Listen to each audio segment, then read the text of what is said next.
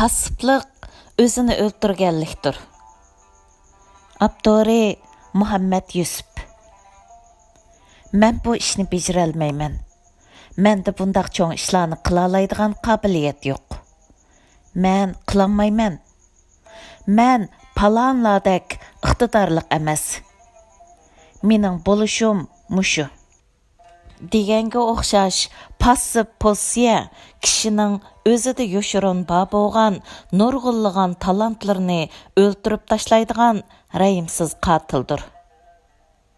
Psixologiya mutaxassislarining yakunlashicha, qilalayman deydigan odamlar umuman ijobiy kishilar bo'lib, ular hayotida oddiy bo'lsa-mu go'zal ishlarni qoldira oladi ekan. Ammo qilolmayman deydigan insonlar salbiy insonlar bo'lib, ular o'zlaridagi qobiliyatning maydonga chiqishiga, talantining bix urishiga to'sqinlik qiladi ekan. Natijada o'zidagi Alloh taolo ato qilgan javharlarni ochmayla, go'riga elib ketadi ekan. Alloh taolo insonlarga har xil qobiliyat, talantlarni va alaydiliklarni ato qilgan bo'lib, birida bo'lmagan talant yana birida bor bo'ladi. Har bir insonning o'ziga xos qobiliyati va talanti bo'ladi. Afsuski, nurg'un kishilar o'zlaridagi passiv pozitsiya sabablik na qobiliyatini, na talantini o'ttirg'i chiqara olmay, o'ziga va boshqalarga manfaat yetkazolmay, olamdan ketib qoladi. Ijobiylik babida payg'ambarlar butkul insoniyatga ulgudir. Payg'ambarimiz Hazrati Muhammad alayhissalomning tog'isi Abu Talibga Allohning nomi bilan qasam qilamanki, ular o'ng tarafimga quyoshni, so'l tarafimga oyni qo'ysimi, bu ishdan voz kechmayman deganligi va oxiri g'alaba qilganligi buning misolidir. Kuvaytda chiqadigan Al-Mujtama jurnalining 2012-yili 13 apraldagi sonida e'lon qilingan Fordning g'albisi degan bir maqolada mundaq deb yozilgan.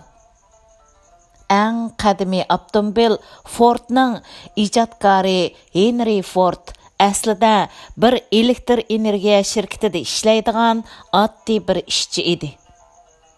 O kunda 11 soat ishlash badaliga haftada $11 ish haqi oladi.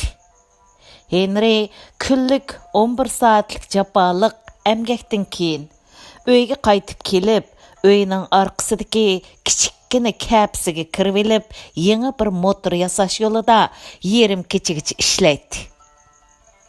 Henry'ning ota-onasi uning kecha uxlamay qilayotgan bu ishlarni ahamiyatsiz ishlar deb qaraydi va Henry'ning cho'ng ishlarni qo'lga keltirishiga ishonch qila olmaydi. Hamma uningga kuladi. Do'stlarmo uni masxar qiladi.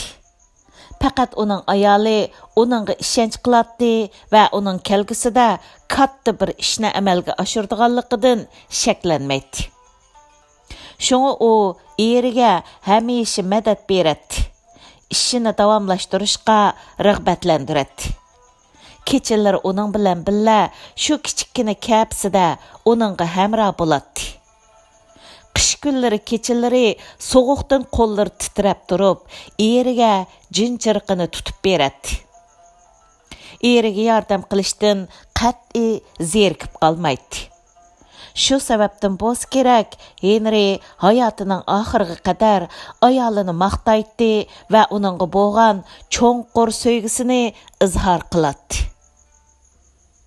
Thomas Edison lampochkaning qilini kashf qilish uchun 40 ming batlikdan ortiq xotir yozgan. Va bu jarayonda 5 ming qatim mag'lubiyatga uchragan. Lampochka bugungi kunda hech bir hayron qolarliq ish emas.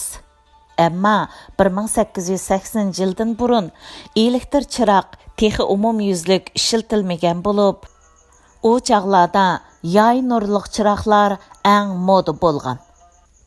Uning uchun nihoyatda zo'r kuch sarf qilishga va izlanishga to'g'ri kelgan. Ba'zi olimlar uni bir sarang deb masxar qilgan. Ba'zilar uni quruqlab etyotidi, uxlamay tush ko'ryotidi deb mazax qilgan. Yana bir qancha olimlar matematika orqali uning bu tadqiqoti muvaffaqiyat qozonolmaydi deb isbotlabmi bergan. Lekin Edison başdan axir to'lib taşqan ishonch bilan sinoq qilgan. U kecha-kunduz to'xtamay butun zehnini lampochka qilini tajriba qilishga sarf qilgan. U faqat o'simlik turidan 6000 xildan ortiq tajriba qilgan.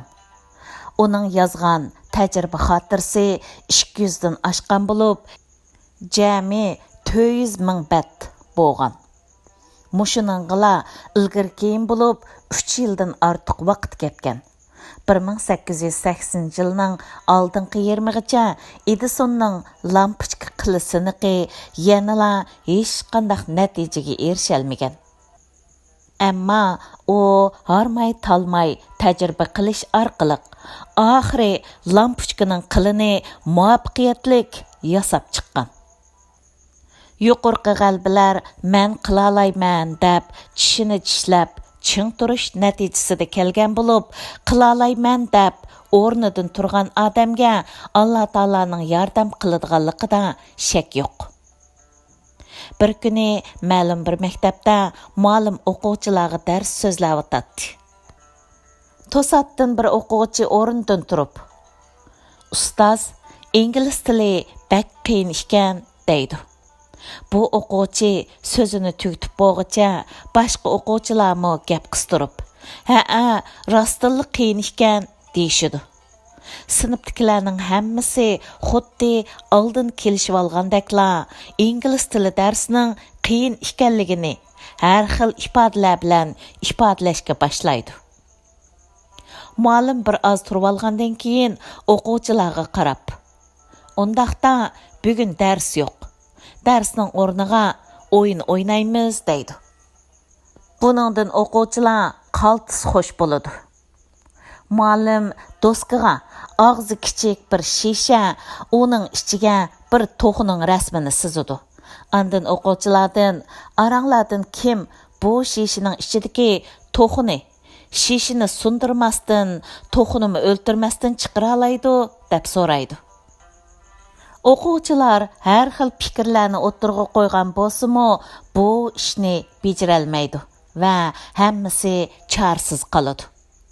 Oxirida o'ltirgan o'quvchilardan bir o'rindan turib, "Ustoz, bu to'xuni shishining ichidan qat'iy chiqarg'il bo'lmaydi. Faqat shishini sundirish yoki to'xuni o'ltirish bilanla chiqarg'il bo'ladi" deydi. Ustoz, "Yo'q, shishini sundirmasdan, to'xunimi o'ltirmasdan chiqarish shart" deydi.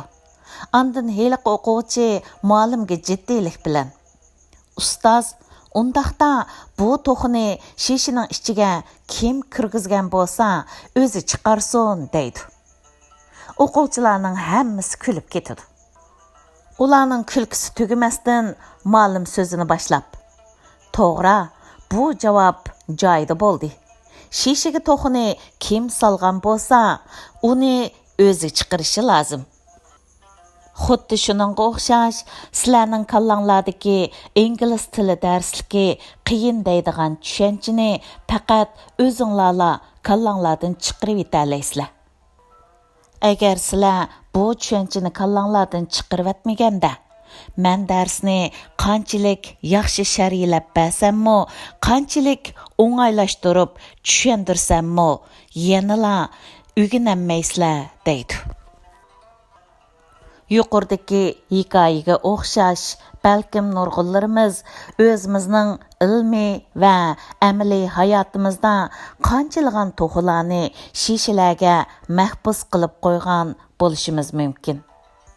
Shundaqla passiv pozitsiya xato tushuncha sababli vujudga chiqarish imkoniyatimiz va qobiliyatimiz yetadigan nurg'un ishlarni vujudga chiqara olmay kelgan bo'lishimiz mumkin. Tugedi. 2020 yılı 18 mart.